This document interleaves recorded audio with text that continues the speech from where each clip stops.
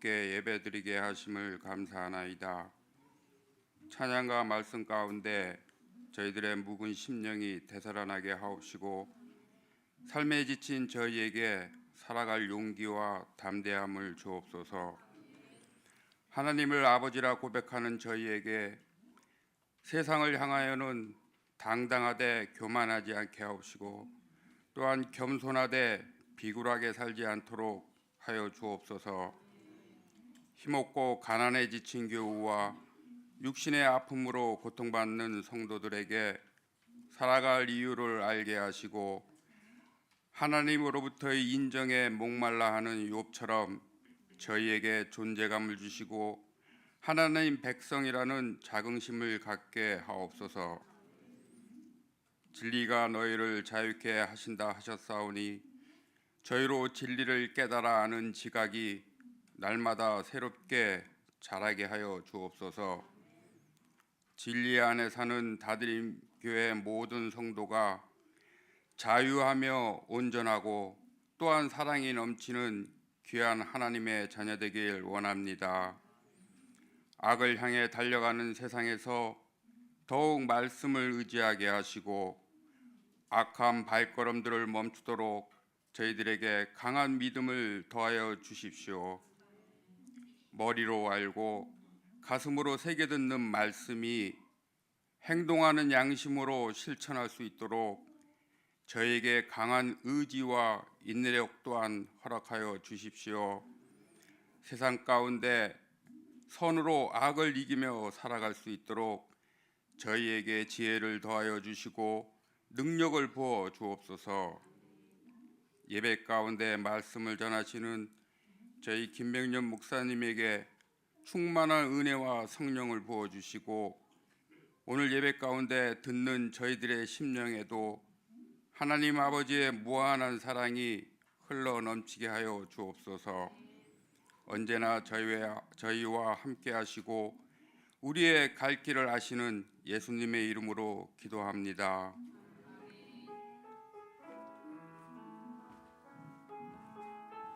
다음 주에 이제 성탄주일인데 성탄주일 헌금은 우리 인근에 있는 천사마을에 백사마을에 연탄 봉사 나르는 것과 그 다음에 우리 지역의 독거노인 할머니 할아버지들 중에 정하여서 1년 우유값이 그 일부가 이 성탄 헌금에 있습니다. 여러분들이 마음을 생각하시고 잘 준비를 해주시기 부탁을 드립니다. 오늘 읽은 이 본문을 가지고 중보자를 필요로 하는 삶이라는 제목의 말씀을 나누려고 합니다. 세상에는 사실 재판이 있지만 중보자의 개념은 별로 없습니다. 저도 이거 몰라서 물어보고 이렇게 정리한 건데 형사재판에서는 원고와 피고가 있고 민사재판에서는 가해자와 피해자로 구분을 하죠. 그래서 형사재판에서 검사가 원고이고 이제 피고편에 선 사람이 변호사가 되죠. 그래서 검사와 변호사가 변론하면서 무엇이 옳은지 무엇이 틀린지 이것을 판단하잖아요. 대부분 이런 재판들은 길게 오래 이어지지 않습니까? 민사재판에서는 둘 다 변호사를 선임해가지고 무엇이 옳은가, 그래서 결국에는 판사가 보기에 옳다고 판정한 것이 쪽이 이기게 되지 않습니까? 이것은 세상에서 법의 기준은 항상 옳고 그른가, 무엇이 정의로운가 라고 하는 데가 끝이에요. 그런데 이런 재판에서 비슷하게 옳고 그름을 성경도 자주 이야기합니다. 거짓 증거하지 말라, 재판과 관련돼서 얘기한다면 우리는 거짓말 하지 않도록 가르쳐야 하잖아요. 그죠? 살인하지 말라, 이런 건 다 해당이 되지만 재판과 관련돼서 이 개념이 거의 세상에는 없습니다. 중보자. 그러니까 중보자는 옳은 편에 서는 게 아니에요. 틀린 사람 편에 서는 거예요.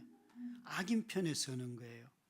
아마 이 얘기만 들어도 여러분 벌써 우리가 이 세상에 살면서 정의를 추구하고 옳은 것을 추구하는 우리들이 어떻게 그럴 수 있을까라는 생각을 하게 돼요.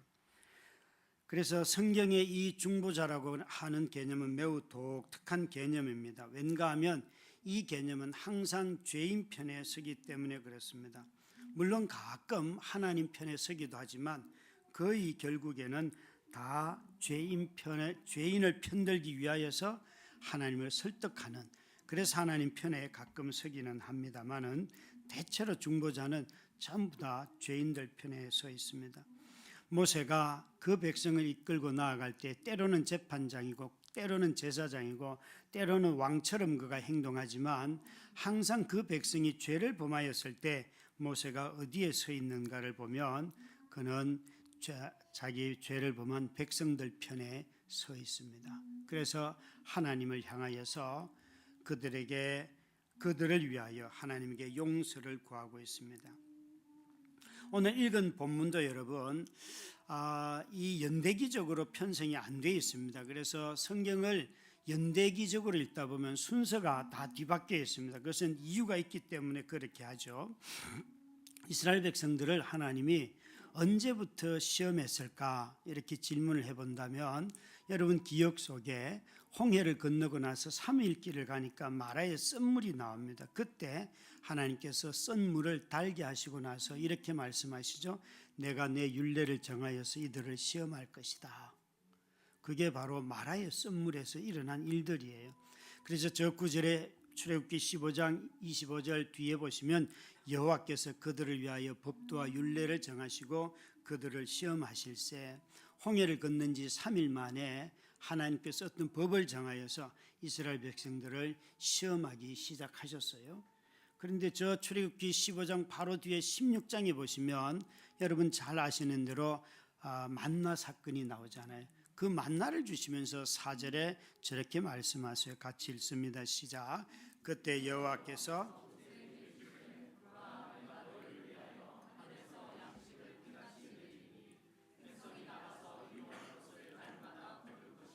이같이 하여 그들이 내 율법을 준행하나 아니하나 내가 시험하리라. 여러분 비교적 아주 이른 시간에 지금 시내산에 도착도 안 했습니다. 가는 중인데 벌써 하나님은 자기 백성을 시험하시겠다 그렇게 말씀을 하셨어요. 이렇게 보면 오늘 본문은 2년이 지나고 2개월 더 지났고 23일째 될 때 이들이 정탐꾼을 파송을 했고 정탐꾼이 40일 하고 돌아왔으니까 23일에다 40일 더하면 거의 이제 한 2달이 더 더해지는 거예요. 그러니까 2년하고도 한 6개월, 2달 더하면 4개월 정도 지난 시점에 일어난 일이에요. 그러니까 2년하고 2개월 더 더했으니까 27개월 정도쯤 되겠죠, 그죠? 그때 일어난 사건이 이 바란 광야에서 정탐꾼들이 온 보고로 인해서 일어난 일들인데 22절 말씀을 보시면 하나님이 이들이 2년 반 동안에 뭘 했는가 이렇게 말씀하십니다. 읽습니다. 내 영광과 애굽과 광야에서 행한 내 이적을 보고서도 이같이 10번이나 나를 시험하고 내 목소리를 청종하지 아니하는 그 사람들은, 여기에 하나님께서 지금까지 2년 4개월 정도, 그러니까 27, 8개월 정도 지난 동안에 그냥 문자적으로 적용을 한다면 10번 했다, 이게 10번. 다른 성경은 10번이라고 번역 안 하고 so many times 이렇게 했습니다. 그러니까 10번은 상징적인 거예요. 그것을 보다 더 많이 했는데 10번을 여러분 떠올리면 누구를 떠올리시면 되는가 하면 바로에게 10번의 재앙을 행하였는데 그는 매번 재앙 때마다 듣는 말이 뭔가 하면 완고하다, 목이 곧다. 그러니까 10번 끝나고 난 뒤에 듣는 말이 아니에요. 처음부터 끝까지 안 듣는다는 거예요. 그러니까 이 10번 행하였다는 말 속에는 뭐 한 20번 하면 더 듣고 100번 하면 듣고 이런 게 아니에요. 그냥 몇 번을 하든지 간에 이들은 이런 방식으로 하나님 앞에 대응을 하고 반응한다는 거예요. 마치 바로가 그랬던 것처럼. 그러니까 광야 생활 아직 무려 38년이나 남았는데 그거 안 살아봐도 이미 너희들은 매번 나를 시험하면서 광야를 살 거라는 거예요. 그래서 여기에 그래도 좀 좁혀서 우리가 좀 가늠이라도 하려고 한 28개월로 합시다. 28개월 동안에 그냥 10번 했다고 치면 한 90일 정도에 한 번 했거든요. 괜찮지 않습니까? 90일에 한 번 원망하면 그래도 인생 살만하잖아요. 1년에 한 4번만 들으면 되는데, 그런데 어떤 분들은요, 여기에 10번을 하루에 다 원망을 10번 할 수도 있어요. 아니, 하루가 아니라 인생 전체가 마치 다 날아갈 것처럼 이야기할 수도 있어요. 이스라엘 백성들이 광야 생활을 시작해서 그들이 하나님을 원망하는 삶이 멈추지 않았다는 거예요. 여러분은 우리 삶을 이렇게 돌아보면서 나는 어떤 일로 언제 누구에게 원망하는가 한번 우리 자신을 돌아본다면 나는 정말 몇 번씩이나 원망할까? 또 언제 원망할까? 또 나는 원망을 한다면 그 강도는 어느 정도로 셀까? 이런 것들을 한번 쭉 자신을 한번 돌아보시기 바랍니다. 이스라엘 백성들이 바로의 애굽의 바로가 10번 재앙을 받고 난 뒤에 멸망한 것처럼 이 완고함이라고 하는 것은 몇 번을 그런 재앙을 똑같이 내려도 그는 바뀔 마음이 없어서 결국에는 짐승의 초태생이나 자식들의 첫째가 다 죽어도 돌이키지 않고 오히려 이스라엘 백성들을 붙들어 둘 수 없어서 그들을 내보내지 않습니까? 그러니까 재앙을 맞이한다고 해서 바로의 마음이 바뀐 게 아니에요. 뒤집어서 말하면 이스라엘 백성들도 10번이나 하나님으로부터 하나님을 시험하고 하나님부터 벌을 받고 해도 그들의 마음이 돌아서지 않았다는 거예요. 특히나 오늘 본문은 더 놀라운 일들이죠. 이전에도 하나님의 진노가 없었던 것은 아니지만 오늘의 진노는 좀 심각합니다. 왠가 하면 하나님의 진노로 말미암아 이스라엘이 다 출애굽한 1세대가 죽음을 맞이해야 했기 때문에 하나님의 진노 앞에서 중보자가 필요합니다. 모세는 이전에도 중보의 역할을 하였습니다. 그런데 오늘 이 이스라엘 백성들의 불순종을 보면서 언약을 거부하는 것을 보면서 하나님이 11절 말씀과 23절에 이렇게 말씀을 하십니다. 11절 먼저 읽습니다. 여호와께서 모세에게 이르시되 이 백성이 어느 때까지 나를 멸시하겠느냐? 내가 그들 중에 많은 이적을 행하였으나 어느 때까지 나를 믿지 않겠느냐? 23절입니다. 내가 그들의 조상들에게 맹세한 땅을 결단코 보지 못할 것이요 또 나를 멸시하는 사람은 한 사람도 그것을 보지 못하리라.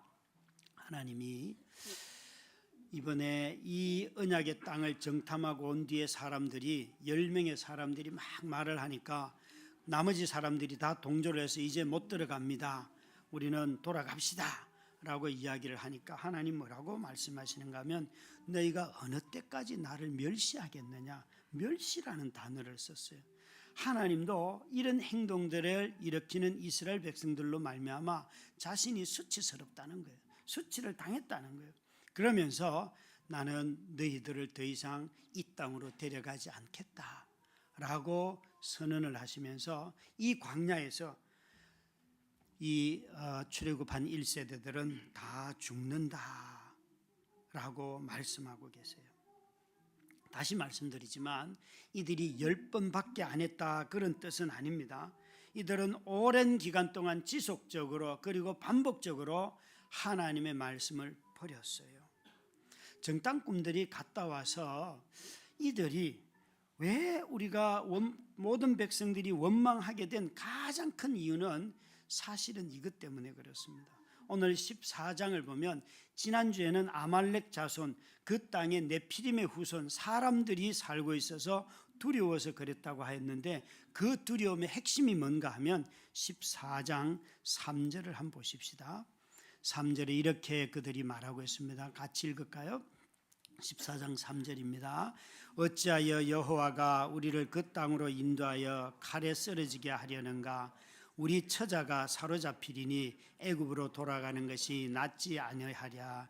여기에 중요할 것은 우리 처자가 우리 가족들, 아내와 자녀들, 우리 가족들이 사로잡히는데 돌아가자 그렇게 말했다는 것이죠. 그러니까 이들이 지금 무엇을 염려하고 있는지 한번 보셔야 돼요. 특히 31절을 한번 보실까요? 31절에는 이렇게 말하고 있습니다. 31절부터 33절까지입니다. 너희가 사로잡히겠다고 말하던 너희의 유아들은 내가 인도하여 드리니 그들은 너희가 싫어하던 땅을 보려니와 너희의 시체는 이 광야에 엎드러질 것이요 너희의 자녀들은 너희 반역한 죄를 지고 너희의 시체가 광야에서 소멸되기까지 40년을 광야에서 방황하는 자가 되리라. 여기에 이스라엘 백성들이 그 땅에 사는 이 네피림의 후손들을 무서워했던 가장 큰 이유는 자기 가족에 대한 두려움이에요. 이 가족들이 들어가서 해를 입고 사로잡혀서 노예가 되고 자식들이 죽고 그런 땅에 들어가고 싶지 않다는 거예요. 여러분, 사실 우리가 살아가면서 세상이 좀 살기 어렵다 그래도 내 가족에게 그 일들이 일어나지 않으면 그래도 덜 두렵고 참을 만하고요. 또 그 일들이 부모인 나에게는 일어나도 자식에게 안 일어나면 그래도 좀 견딜 만하고요. 그리고 정말 우리 삶이 내가 좀 힘들고 어려워도 그래도 내 자식들이 괜찮은 삶을 살 환경이 된다면 나는 참을 수 있겠습니다. 이런 삶이 우리가 살아가는 태도지 않습니까?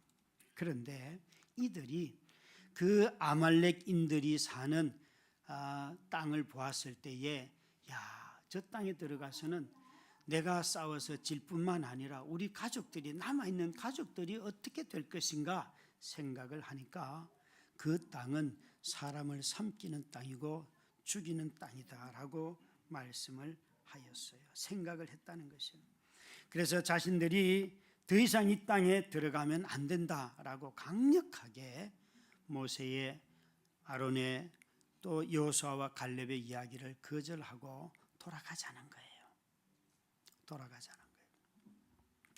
여러분, 중보자들이 언제 필요한가 하면 중보자들은 바로 이 순간에 나타나야 합니다. 중보자들은 순종하는 사람들을 위해서 좀 삶의 부족한 결핍을 위해서도 필요합니다. 모세가 물이 없을 때 가서 물을 달라고 하나님께 구하고 곡식을 달라고 구하고 그런 것 하잖아요. 그렇죠? 그럴 때도 중보자의 역할은 있습니다. 그러나 진짜 참 중보자의 역할은 언제 나타나는가 하면 하나님이 분노하실 때, 하나님이 진노할 때 그때 중보자가 필요합니다.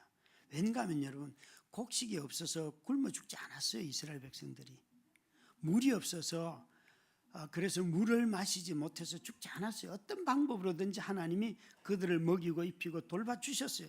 일부 몇몇 사람들이 죽을 수는 있었어요. 그러나 한 민족 전체가, 한 세대 전체가, 출애굽한 한 세대 전체를 죽이는 일은 없었어요. 그러니까 우리가 물이 부족한 것도 두렵기도 하고 양식이 없는 것도 두려운 것도 맞지만, 그러나 진정으로 두려운 것은 한 세대와 자기 백성을 다 멸하실 수 있는 하나님의 분노가 가장 두려운 거예요. 그런데 이스라엘은 그걸 몰랐어요. 그래서 이 모세가 이제 그가 등장을 하지요. 그래서 중보자가 되는 사람들은 불순종하는 사람들의 회개를 붙잡는 것이 아니고 하나님의 약속을 붙들고 하나님에게 나아가는 자들입니다. 여기 보시면 5절 말씀에 이렇게 말씀하고 계시죠. 먼저 모세와 아론이 나오는데 5절 말씀입니다. 읽을까요?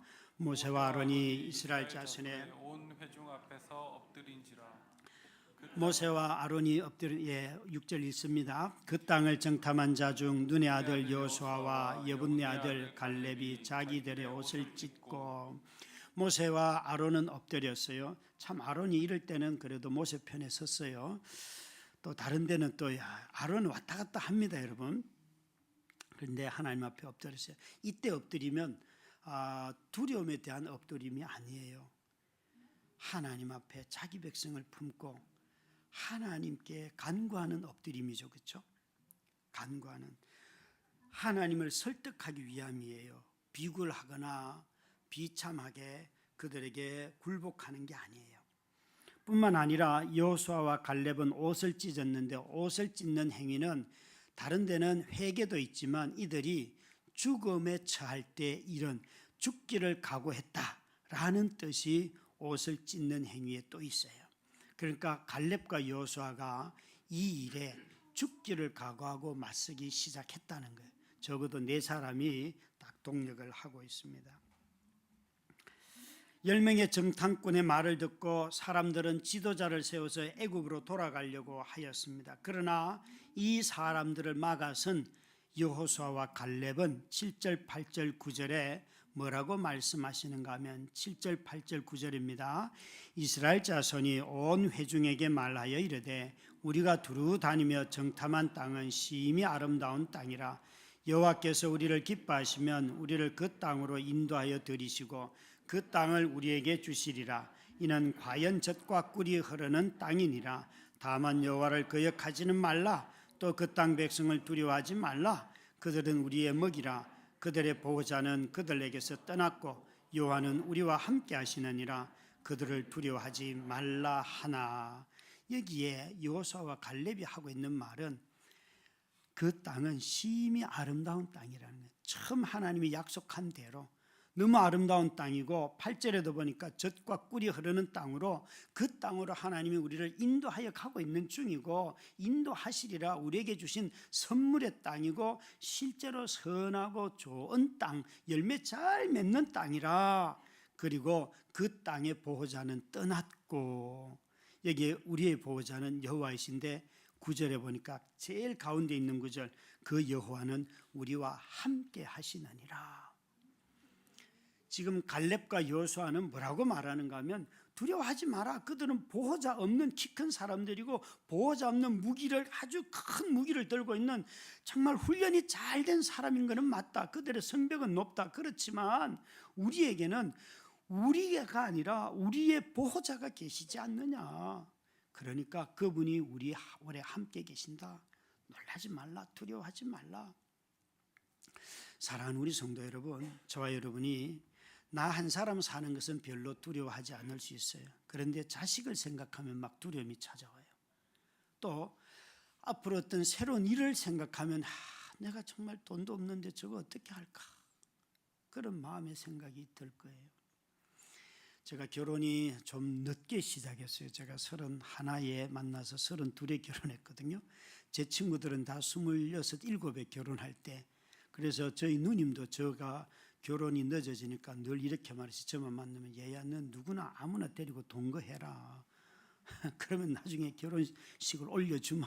누님이 그랬다니까요. 동생을 어떻게 그렇게 못된 말로. 그래서 제가 늘 웃으면서 우리 5 남매 중에 내가 제일 결혼식 화려하게 할 거니까 기다려봐라고 그랬어요. 정말 결혼식 날 한 700명의 하객이 왔어요.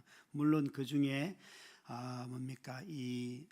축의금에 도움이 안 되는 청년들이 한 300명인가 400명이 와가지고 김동호 목사님이 주례하시다가 놀래가지고 주례 말씀만 1시간을 하는 바람에 결혼식 망했어. 주례 말씀을 1시간 하시더라니까 너무 흥분하셔요. 이분은 젊은 사람들만 보면 아니 설교 시간이 아니고 결혼식 날인데 1시간을 하시더라니까요. 그래서 참 목사님 참 너무 귀한 분이긴 해요. 근데 제가 이제 결혼하려고 아내를 데리고 아내와 함께 아내 될 자매와 함께 목사님 앞에 나서 이제 인사를 하는데 너 왜 이렇게 결혼이 늦었나 이렇게 물으셨어요 저한테. 그래서 제가 그냥 툭 튀어나온 말이 돈이 없어서요 그랬더니만 이분이 결혼을 돈으로 하나 믿음으로 하지. 결혼을 돈으로 하나 믿음으로 하지. 저는 그 말이요 제 마음에 팍 박혔어요. 내가 삶을 생각할 때 항상 이게 돈이구나. 돈. 너 왜 결혼이 늦었니? 그러는데 지금도 찾고 있습니다. 뭐 이러면 됐잖아요. 그런데 돈이 없어서. 그때 목사님의 그 한 말씀이 결혼 그 무엇을 극복하겠는가 하면 제게 두려움이 있었어요. 나 혼자 간사 생활해서 주는 사례 가지고는 먹고 사는데 아무 두려움이 없더라고요. 그런데 아내가 있고 자식들이 있을 걸 생각하니까 3, 40만 원 받아가지고 많이 받을 때 60만 원 받아가지고는 살 수가 없는 거예요. 그 두려움 때문에 사실은 극복을 못했었는데 목사님이 그 한 말씀 탁 던지는데 그때 내가 지금 여기에 걸렸구나 깨닫게 되었어요. 여러분, 여기에 이 정탐꾼들이 못 삽니다 라고 하는 거 오늘 우리도 여전히 하고 있는 말들이지요. 그런데 이런 말들을 하나님이 들으시고 하나님의 약속을 보면서 여호수아와 갈렙은 무슨 소리야? 이 땅에는 너무나 하나님의 약속대로 풍요로운 땅이야 라고 말하면서 두려워하지 말라라고 말하고 있어요. 그 결과가 뭔가 하면 10절에 보시면 온 회중이 그들을 돌로 치려 하였다. 하나님의 말씀을 전하여도 그들은 돌 맞아 죽을 뻔했어요. 구약의 율법을 보면 돌 맞아 죽을 사람들은 몇 부류의 사람들이 있잖아요. 제일 먼저 우상 숭배자, 그리고 부모를 저주하는 사람들, 이런 사람들이 있잖아요, 그죠? 거짓 증언하는 사람들, 이런 사람들. 그러니까 지금 나머지 회중들이 모세와 아론과 여호수아와 갈렙을 보면서 이 우상 숭배자들에게 행하였던 그 처벌 방법으로 이들을 처리하려고 하는 거예요. 백성들이 듣지를 않는 거예요. 오히려 그것을 더 강하게 반대하고 있습니다. 그럼에도 불구하고 이들은 중보자로 하나님 앞에 엎드리고 하나님의 영광이 나타나서 그들을 보호하지 않습니까? 백성들의 완악함이 끝자락까지 갔을 때에 이제 11절부터 우리가 읽었던 이 본문입니다. 그때 하나님과 모세 사이에 대화가 시작이 되는데 이 본문에는 히브리 성경으로 보면 이 본문에는 2인칭의 말이 나와요. 그러니까 여호와라는 말에 그 2인칭은 당신은 이렇게 말이 나오는데 사실 모세는 하나님 부를 때 당신은 이런 말 잘 안 써요. 항상 여호와는 이러는데 왜 이 말을 쓰는가 하면 모든 중보자들은 인간의 하나님 앞에 범죄하는 걸 보지만 동시에 그들은 하나님과 너무 친밀한 사람들이에요. 그래서 하나님 앞에 대화하러 나아가는 거예요. 하나님께서 여호와께서 먼저 말을 거시죠. 이 백성이 나를 멸시했다. 그러니까 내가 이적도 보여줬고 12절에 보면 전염병으로 그를 쳐서 멸할 것이고 이제 내가 새로운 사람을 불러서 강한 나라를 만들 것이다. 하나님이 지금 이런 말씀하시는 거예요. 아브라함을 택하여서 내가 새 나라를 만들고 새로운 도시를 형성하려고 했던 그 약속은 취소야. 이제 새로운 민족을 불러서 나 새로 하려고 해. 그러니까 나 막지 마, 이런 거예요. 하나님의 구원에 대한 새로운 계획을 보여주셨어요. 그럴 때 모세가 맞습니다, 하나님, 진작 그래야 됩니다. 이렇게 동의하지 않고 13절부터 이렇게 하나님 앞에 엎드리잖아요. 그가 하나님의 강력한 진노, 분노 앞에서 모세는 13절입니다. 13절, 14절까지 먼저 읽겠습니다. 모세가 여호와께 여짜오되 애굽인 중에서 주의 능력으로 이 백성을 인도하여 내셨거늘 그리하시면 그들이 듣고 이 땅 그 주민에게 전하리이다. 주 여호와께서 대면하여 보이시며 주의 구름이 그들 위에 섰으며 주께서 낮에는 구름 기둥 가운데서 밤에는 불 기둥 가운데서 그들 앞에 행하시는 것이 아니니라. 그래서 15절 16절입니다. 이렇게 모세가 말합니다. 이제 주께서 이 백성을 하나같이 죽이시면 주의 명성을 들은 여러 나라가 말하여 이르기를 같이 읽습니다. 여호와가 이 백성에게 주기로 맹세한 땅에 인도할 능력이 없으므로 광야에서 죽였다 하리이다. 무슨 말이에요?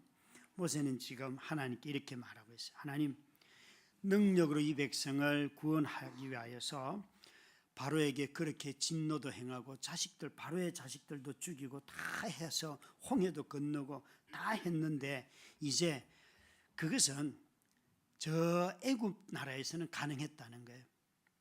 그런데 이 광야에 오니까 먹을 것도 없고 마실 것도 없고 아무것도 없는데 이곳에서는 그가 능력이 없는 신이라서 광야의 신이 아니어서 오히려 저 애굽에는 물도 있고 곡식도 있고 먹을 것이 많은 도시에서는 바로 자연과 바로의 신들이 있지 않냐. 그 땅에서는 우리를 한번 이겼을지는 몰라도 여호와는 저 광야에서는 아무 힘도 없는 신이다. 그래서 자기 백성을 어려운 데로 불러내가지고 인도도 못하면서 약속을 이루지도 못하면서 자기 한 말을 이루지도 못하면서 자기 백성을 다 죽이는 죽음의 신이라는 거예요. 사망의 신이라는 거예요. 완전히 지금 모세는 하나님 그 일을 하시면 하나님의 이름이 애굽 이방인들 사이에서 수치를 당합니다. 그런 일 하시면 안 됩니다 라고 말하고 있어요. 정말 놀랍게도 이 모세는 하나님이 누구로부터 수치를 당하는가를 그는 생각을 하고 있어요. 그럴 뿐만 아니라 18절입니다. 18절 같이 읽겠습니다. 여호와는 노하기를 더디하시고 인자가 많아 죄악과 허물을 사하시나 형벌을 받을 자는 결단코 사하지 아니하시고 아버지의 죄악을 자식에게 갚아 3, 4대까지 이르게 하리라 하셨나이다. 여기에 하나님은 형벌 받을 자를 결단코 사하지 아니하시는 분이라는 걸 모세는 알고 있어요. 그럼 어떻게 사함 받을 수 있습니까? 결단코 사하지 않는 분이 용서해 주시면 용서받을 수 있죠. 그죠? 여러분, 이 본문이 지금 이스라엘 백성들이 회개하니까 우리를 용서해 주십시오, 그게 아니에요. 하나님 당신의 약속 때문에, 당신의 수치 때문에, 아니 하나님이 지금까지 한번 생각해 보십시오 라고 말하면서 19절에 뭐라고 말하는가 하면 구하옵나니 주의 인자의 광대하심을 따라 이 백성의 죄악을 사하시되 애굽에서부터 지금까지 이 백성을 사하신 것 같이 사하시옵소서.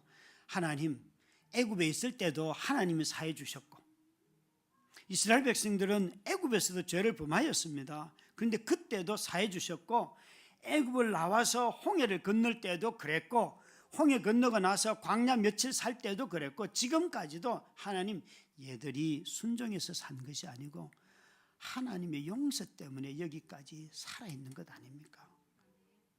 그러니까 하나님 지금까지 용서하신 대로 용서해 주세요.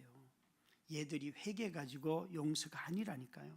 하나님은 지금까지도 물을 달라 그러면 물을 주시고 만나를 달라면 만나를 주시고 막 지진을 일으켜서 권위에 불순종할 때 그 사람들을 쳐서 죽이고 그 몇몇 사람들이죠. 그죠? 하나님이 살 길을 열어줘도 그 사는 쪽으로 서지 않고 자꾸만 죽는 쪽으로 서도 나머지 다 용서하면서 그들을 살려서 여기까지 오셨으니까 지금도 용서해 주십시오.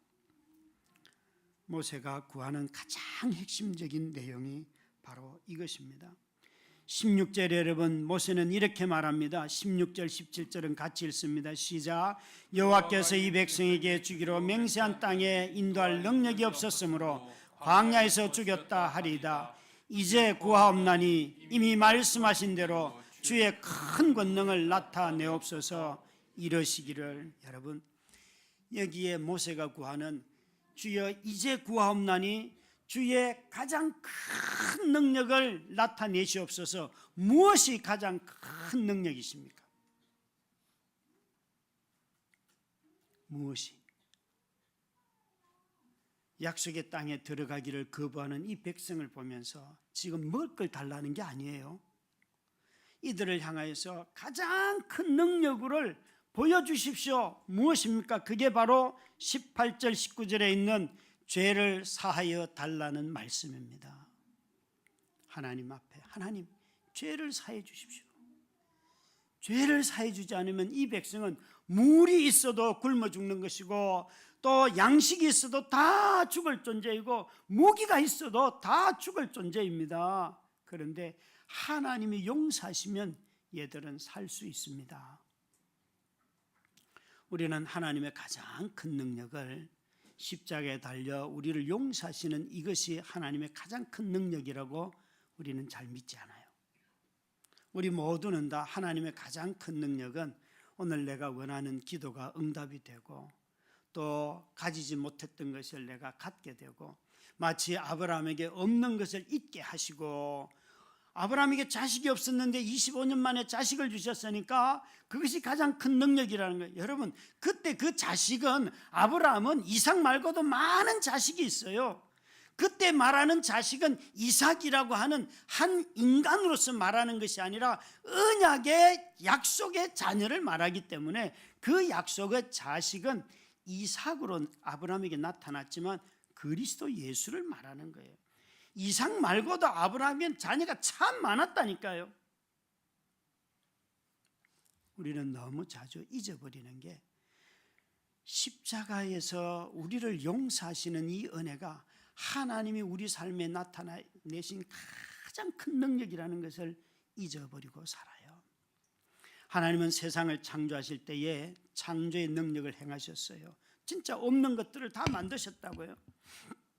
그런데 이 없는 것, 만들어진 것들이 사람의 타락으로 말미암아 우리가 망가지고 그래요. 그래서 마지막 재림의 때에 하나님은 다 모든 만물까지 우리 인간만 회복시키는 것이 아니라 사람까지도 회복시키시고 모든 망가진 만물도 다 회복시키시는 우주의 하나님이세요.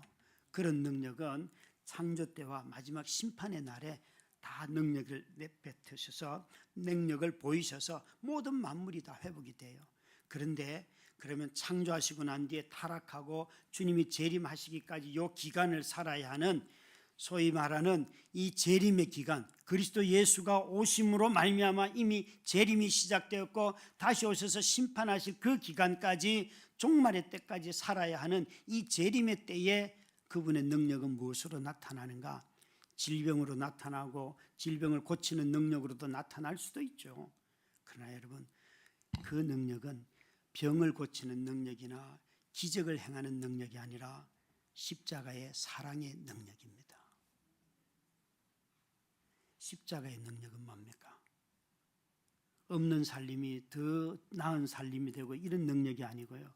죄인들이 멸망받아 심판받을 악인이 그리스도 예수의 십자가로 말미암아 의인이 되고 하나님의 자녀가 되는 것, 이것이 모세가 기다렸던 가장 큰 능력이었습니다.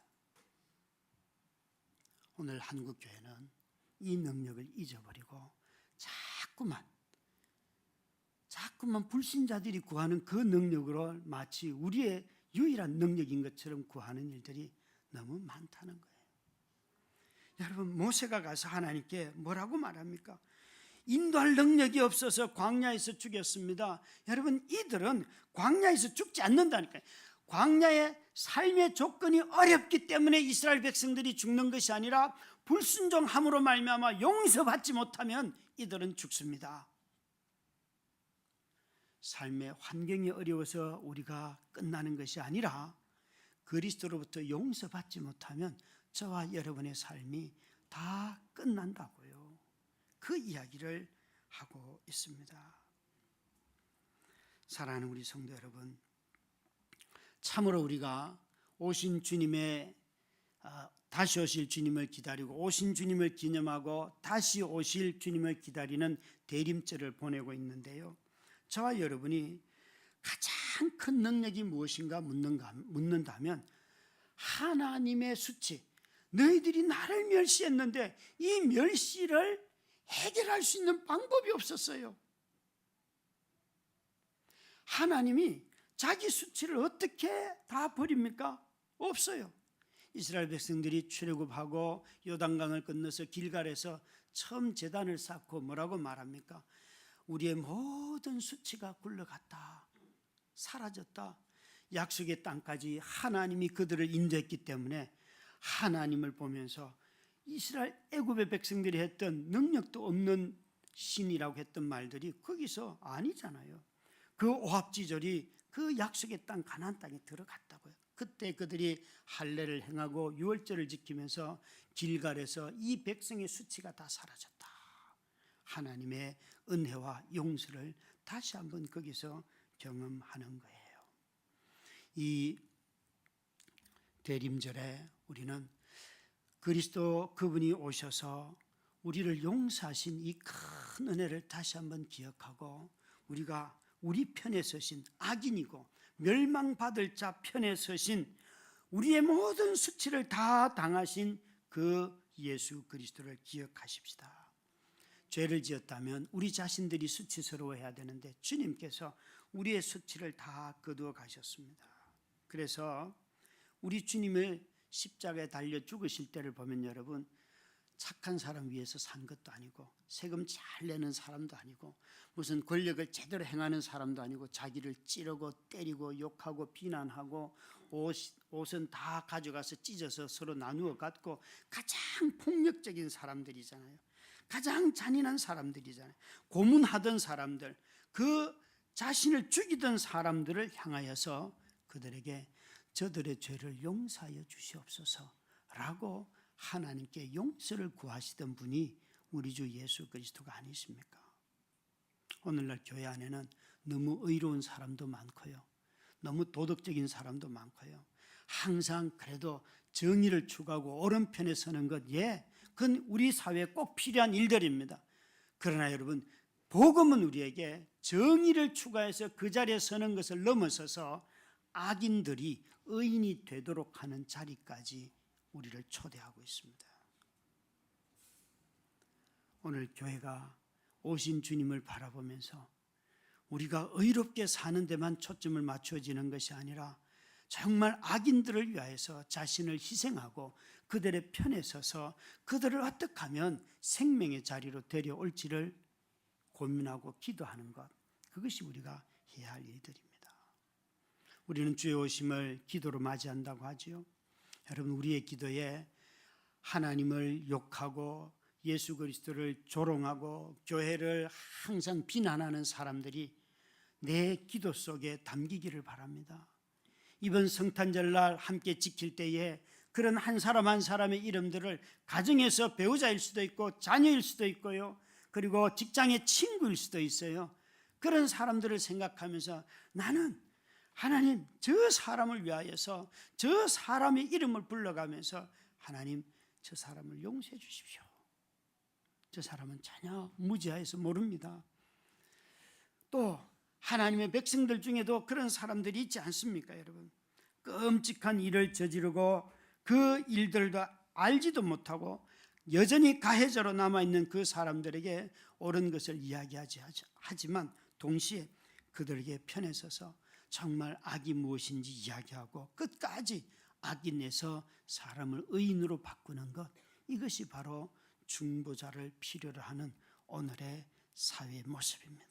세상은 정의로운 것만 해도 넉넉하게 받아주지만 교회는 정의로움을 넘어서서 긍휼을 베풀 줄 아는 사람이 있을 때에 교회가 세상을 살리는 거룩한 생명의 기관이 되는 것입니다.